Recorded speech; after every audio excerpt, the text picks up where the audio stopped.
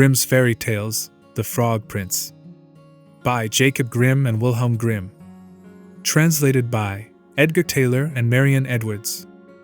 One fine evening a young princess put on her bonnet and clogs, and went out to take a walk by herself in the wood. And when she came to a cool spring of water that rose in the midst of it, she sat herself down to rest a while.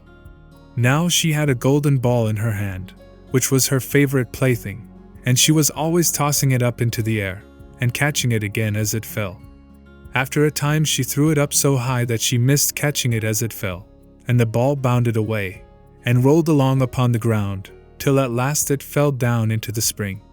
The princess looked into the spring after her ball, but it was very deep, so deep that she could not see the bottom of it.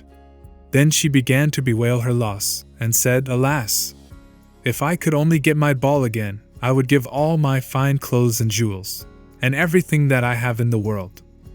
Whilst she was speaking, a frog put its head out of the water, and said, "Princess, why do you weep so bitterly?"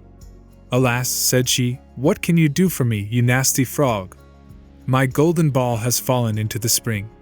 The frog said, "I want not your pearls, and jewels, and fine clothes. But if you will love me, and let me live with you and eat from off your golden plate, and sleep upon your bed, I will bring you your ball again." "What nonsense," thought the princess, "this silly frog is talking. He can never even get out of the spring to visit me, though he may be able to get my ball for me, and therefore I will tell him he shall have what he asks." So she said to the frog, "Well, if you will bring me my ball, I will do all you ask." Then the frog put his head down, and dived deep under the water, and after a little while he came up again, with the ball in his mouth, and threw it on the edge of the spring. As soon as the young princess saw her ball, she ran to pick it up, and she was so overjoyed to have it in her hand again, that she never thought of the frog, but ran home with it as fast as she could.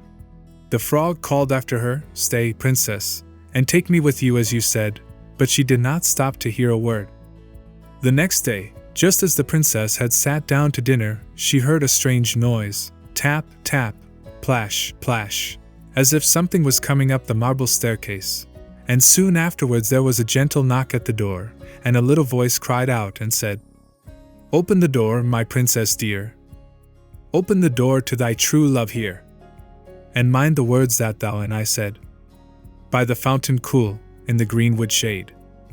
Then the princess ran to the door and opened it, and there she saw the frog, whom she had quite forgotten. At this sight she was sadly frightened, and shutting the door as fast as she could came back to her seat. The king, her father, seeing that something had frightened her, asked her what was the matter. "There is a nasty frog," said she, "at the door, that lifted my ball for me out of the spring this morning. I told him that he should live with me here, thinking that he could never get out of the spring. But there he is at the door, and he wants to come in."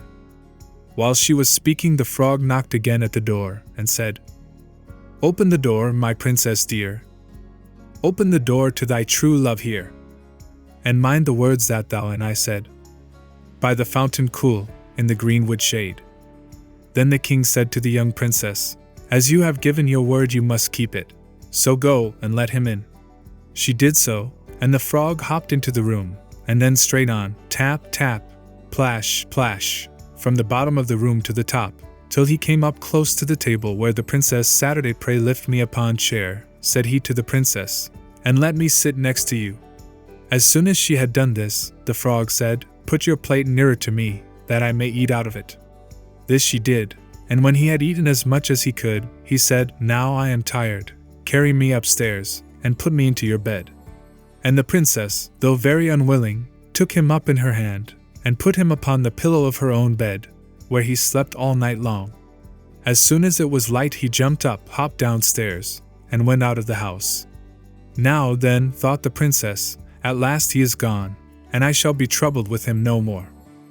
But she was mistaken, for when night came again she heard the same tapping at the door, and the frog came once more, and said, "Open the door, my princess dear. Open the door to thy true love here. And mind the words that thou and I said, by the fountain cool, in the greenwood shade." And when the princess opened the door the frog came in, and slept upon her pillow as before, till the morning broke. And the third night he did the same. But when the princess awoke on the following morning, she was astonished to see, instead of the frog, a handsome prince, gazing on her with the most beautiful eyes she had ever seen, and standing at the head of her bed. He told her that he had been enchanted by a spiteful fairy, who had changed him into a frog, and that he had been fated so to abide till some princess should take him out of the spring, and let him eat from her plate, and sleep upon her bed for 3 nights. You, said the prince, have broken his cruel charm, and now I have nothing to wish for but that you should go with me into my father's kingdom, where I will marry you, and love you as long as you live. The young princess, you may be sure, was not long in saying yes to all this, and as they spoke a gay coach drove up, with 8 beautiful horses, decked with plumes of feathers and a golden harness, and behind the coach rode the prince's servant, faithful Heinrich, who had bewailed the misfortunes of his dear master during his enchantment so long and so bitterly that his heart had well nigh burst. They then took leave of the king, and got into the coach with 8 horses, and all set out, full of joy and merriment, for the prince's kingdom, which they reached safely, and there they lived happily a great many years.